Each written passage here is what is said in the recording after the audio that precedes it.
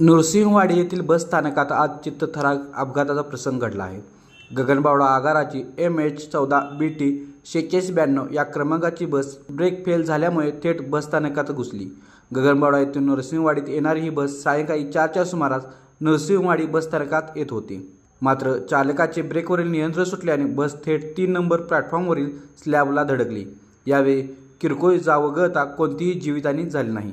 मात्र अचानक बस स्थानकात येऊन आदळल्याने प्रवासी भयभीत झाले होते। ही घटना घडताच कुरुंदवाड आगाराचे प्रमुख नामदेव पतंगे, लिपिक रोहन मुळीक यांनी घटनास्थळी तात्काळ भेट देऊन घटनेचा पंचनामा केला आहे। या घटनेची नोंद शिरोळ पोलीस ठाण्यात झाली आहे। लाईव्ह मराठीसाठी कुरुंदवाडहून कुलदीप कुंभार।